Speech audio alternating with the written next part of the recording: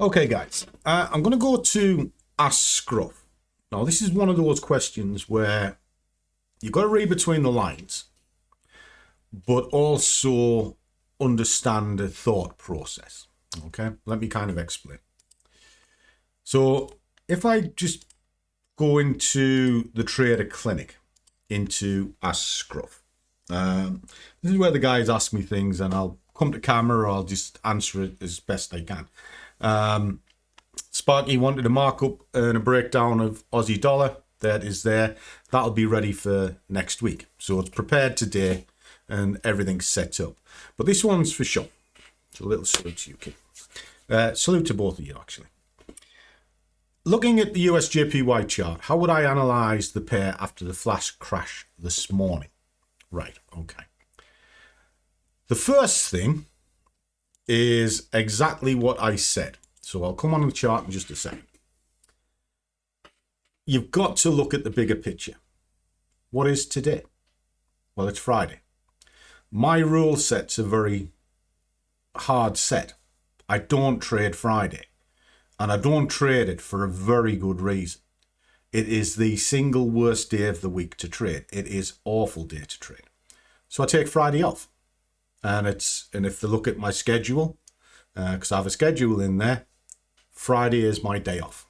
So here I am on my day off, now trying to help.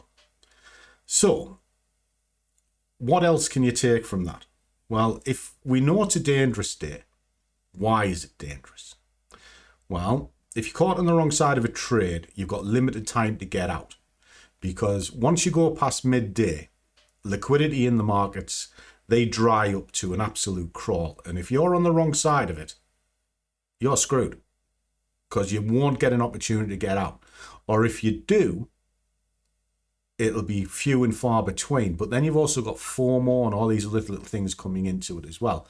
And it's a case of, well, it's giving me an opportunity to get out at break even. Oh, I'll hang on, see if it's going to go well. Oh, no, it's 5 o'clock. Oh, no, it's 7 o'clock. Oh, shit, the markets have shut. Now you're stuck with it till Monday. Then Monday is a wild card as well. So not only have you got to weather the weekend swaps, take on the Sunday night opening, which if you haven't got a wide spread, stop, the wider spread will take you out. Then you got the chaos of Monday morning. It's absolute shocking day to trade. All right. So the rule of thumb is very simple. Once I go past 10 o'clock, if I haven't been in and done my job, that's it. Day's over. So that's one way of looking at it. Now, the next part is what's going to drive the market in the first place. Well, let's go back to charts. And the first thing that I would have been doing is I'd be looking to see if I'm prepared to go into market. Now, it's well known I don't like trading opens. And I don't like trading opens because of the unpredictability. Now, if I take out this lot, this will start telling me the story of what might happen this morning. Well, the first thing is there's high impact because we've got the Bank of Japan interest rates 3 o'clock in the morning. Then we've also got a pound starting to spark up at 7 o'clock. So that means the pre-markets are going to be really anxious and having a good look around to see what's going on. We all know the Asian session is quiet. So if there's high impact news in the night, it'll spike, but it will accelerate when you come into the European and London Opens. So you already know something's going to happen. And then you're coupling with high impact news on the pound. So the first thing that I'll be doing is I'll be looking at this. Well, there's pound JPY, ka-thump. Now that came in, and that's a big indicator that something is going to happen. Well, you come over here, there's the exact same move. Now, if we drop this down into 15 minutes, it came in around the same time. So you already knew this was here. So why take the open on? You don't, because that's the sort of thing that happens. And it doesn't happen all the time because obviously there aren't high impact news events all the time driving it, you know, but if you know they're there, stay away from it. So that was the first bit. Couple that with Friday, have a lie in. But the question was, how would I analyze it if that was the case? Well, I do it the same way as I would always do it. You know, what I can see here is it slammed down, found the key level, and stopped dead. All right, so the levels played out exactly as they should. Now, the next part of this is what's called an overextended candle. In other words, it is massive compared to everything else. Well, that's where the laws of Fibonacci come into play. Now, you've got people that like Fibonacci, you've got people that don't like Fibonacci. And they say, oh, well, it's just magic numbers. Yeah, but they are repeatable. And not only are they repeatable in nature, they're repeatable in science, architecture, and the building blocks of the way the world is. It just is, you know, because Fibonacci, you need certain ratios to build a certain building.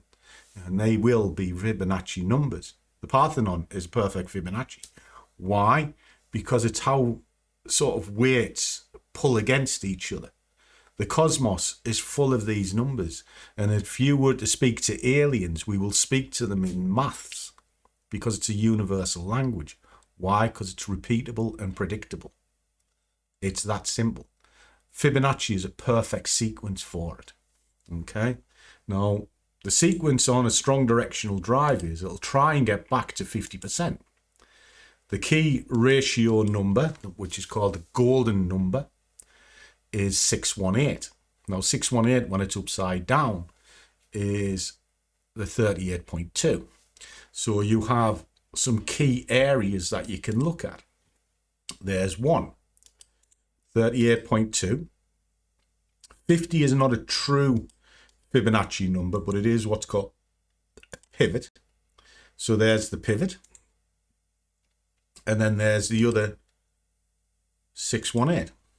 So if we looked at this particular move, and you can plot this back through time, and you see a strong directional candle like that, that doesn't make a new low and it doesn't make a new high, it will try and get back to the 50% and then respect the relevant levels that are in and around it. Well, straight up, smashed through. Where did it stop? 61.8. Rejected, came down, stopped at the 50, straight down, hovered around the 38 and went back to the 50. That's a perfect example of how Fibonacci works on a chart. Now, that's from that candle, but it created another one underneath it. That's overextended as well. Well, let's have a look at this one. Well, that one started here, got down to there, and left the similar sort of process. So let me just move these down so I can put these into place. Right, and then we'll take that away. What did it do? Went straight up, straight back down to the 50, stayed there, and then stopped on that. So again, if you can understand the Fibonacci sequence and the way the levels work out, the chart will, well, it'll just respect it. And then if you pull that through, you can see it in even greater detail. There you go, right along it. Now, that ain't coincidence. If it did it just one candle, I'll say it's coincidence, but that's 1, 2, 3, 4, 5, 6, 7, 8, 9, 10, 11, 12, 13, 14 candles respected those two levels in that section. Happens all the time. And if we look at the bigger one,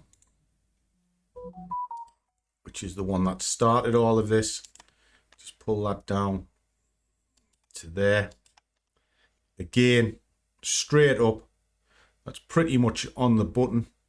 So that's 1, 2, 3, 4, 5.